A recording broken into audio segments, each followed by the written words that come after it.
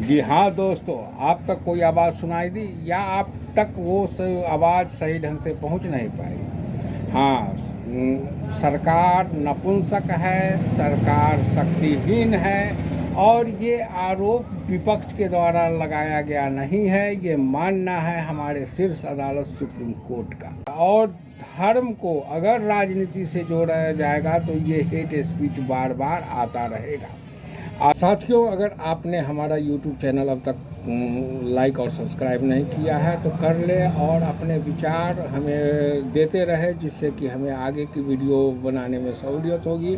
अगर आपको हमारे विचार नहीं पसंद आ रहे हैं या आपके विचार से विपरीत भी लग रहे हैं, तब भी आप कमेंट करें और मैं अपने विचार के द्वारा नेता अब तो साधु संतों के द्वारा भी हेट स्पीच दिए जाते हैं और ओवैसी जैसे जो मतलब वर्तमान सरकार के मंत्री कहेंगे कि मुसलमान के अगेंस्ट में बोलेंगे, लेकिन मुसलमान में भी जो बड़े बड़े हेट स्पीच देने वाले ओवैसी और उनके भाई जैसे नेता हैं वो भी बोलते हैं। और चूंकि सरकार उस पर इसलिए कार्रवाई नहीं करती है कि पब्लिक में मतलब उद्वेलित हो और उससे उनका वोट बैंक मजबूत होगा। वास्तव में इनको न धर्म से मतलब है न सियासत से मतलब, क्योंकि वो क्या बोलेंगे। आप तो देख ही रहे हैं कि जैसे कि विपक्ष उनको अडानी के संबंध में घेर रहे हैं कि वो देश के नागरिकों के पैसे का दुरुपयोग कर रहे हैं, लेकिन उस पर सरकार अगर बोलती है तो उनकी काली करतूत पब्लिक के सामने आ जाएगी, इसलिए सरकार नहीं बोलती है।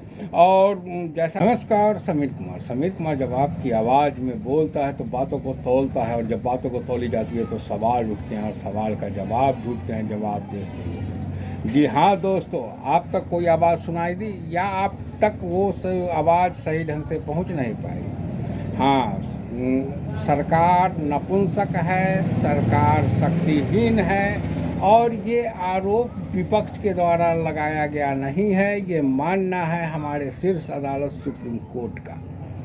एक मामले की सुनवाई करते हुए सुप्रीम कोर्ट ने कहा कि हेट स्पीच का मामला था और उसमें मतलब सुप्रीम कोर्ट ने कहा कि जब सरकार शक्तिहीन होती है तब हेट स्पीच आते हैं और उस पर कार्रवाई नहीं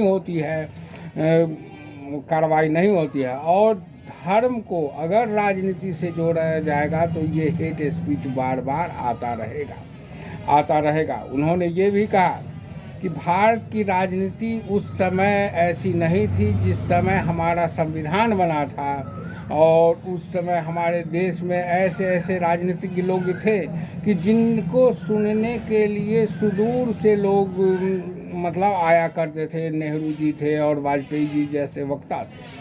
लेकिन आज क्या हो गया है कि आजकल जिसको जानकारी नहीं भी है वो हेट स्पीच दे करके वो नेता बन गया है। और मतलब कि उससे हेट स्पीच देने से क्या होता है कि एक आदमी कहेगा, ये आरोप लगाएगा तो उसके विपक्ष में भी धर्म के प्रति आस्था सभी को है और उसके विरोध में फिर आरोप लगेंगे। और ऐसे हेट स्पीच देने वाले की हमारे सरकार में जो पार्टी है उसमें भी कमी नहीं है।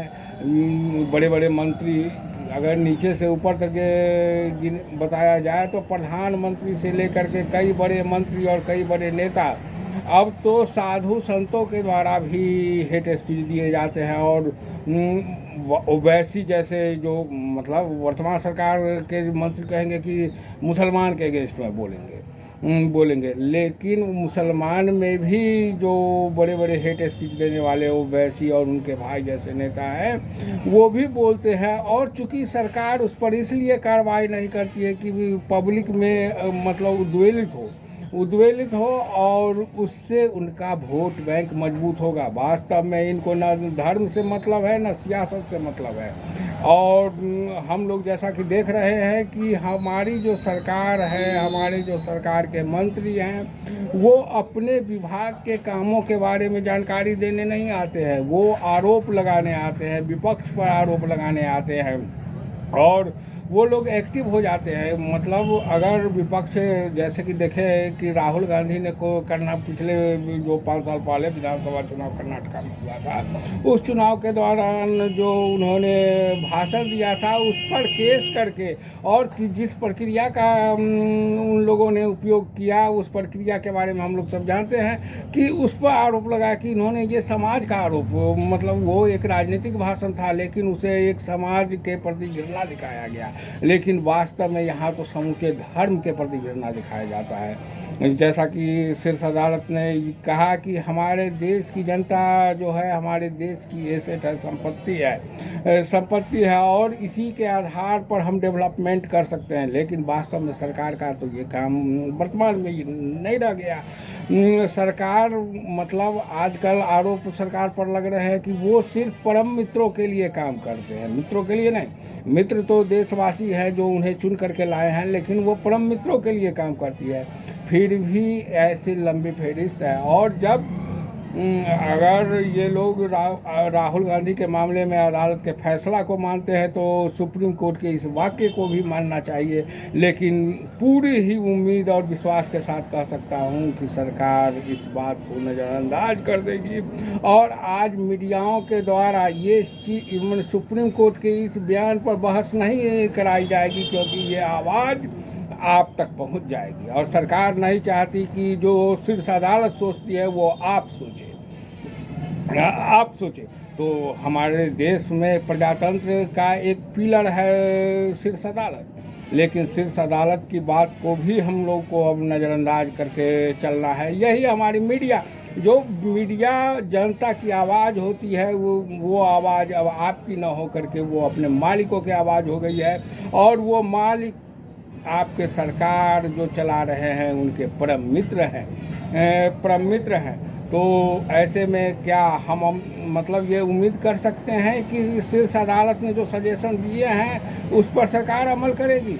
और अभी वर्तमान में जो कर्नाटका विधानसभा चुनाव का डेट घोषित हुआ है, और उसके बाद 3-4 राज्य छत्तीसगढ़, राजस्थान, मध्य प्रदेश में चुनाव होने वाले हैं, और उसके बाद लोकसभा के चुनाव होने वाले हैं। तो अब हम लोग ये हेट स्पीच बहुत ही सुनेंगे। पहले भी सुनते थे कि गोली मारो फलाने को, मतलब अब घर में चाकू छुरी तेज करा के रख लो, ऐसे शब्द हम लोग सुनते थे। और जो अभी लोकसभा चुनाव होने में 9 महीने का समय है, ये इसमें और तेज़ी आएगी, और वास्तव में सरकार इस पर कार्रवाई भी नहीं करेगी, क्योंकि सरकार को बताने के लिए कुछ है नहीं। तो इसलिए वो सिर्फ एक मुद्दा है उनके पास कि धर्म का बात ही बोले, क्योंकि वो क्या बोलेंगे? आप तो देख ही रहे हैं कि जैसे कि विपक्ष उनको अडानी के संबंध में घेर रहे हैं कि वो देश के नागरिकों के पैसे का दुरुपयोग कर रहे हैं, लेकिन उस पर सरकार अगर बोलती है तो उनकी काली करतूत पब्लिक के सामने आ जाएगी, इसलिए सरकार नहीं बोलती है। और जैसा कि ये लोग ऐसा नहीं है कि वो भ्रष्टाचार पर नहीं बोलते थे। 14 से पहले ये लोग बहुत अच्छे ढंग से भ्रष्टाचार पर बोलते थे। 400 से 450 रुपये महंगाई पर बोलते थे कि गैस सिलेंडर 450 हो गया था, तो देश की जनता कहाँ से इसका उपयोग करेगी। लेकिन आज 1100 पर भी नहीं बोलेंगे, आज महंगाई पर नहीं बोलेंगे, किसान के समस्या पर नहीं बोलेंगे, क्योंकि उनके पास बोलने को कुछ है नहीं। पब्लिक इस समय त्रस्त है, और इसीलिए उनके पास अब सिर्फ एकमात्र चारा बच गया है कि वो धर्म के नाम पर, जाति के नाम पर उन्माद फैलाए।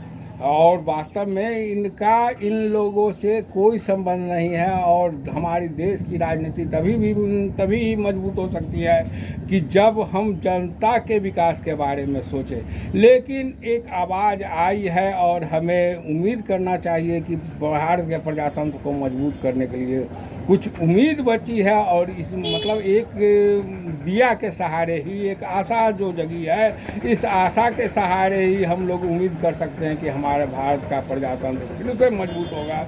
जय हिंद सर।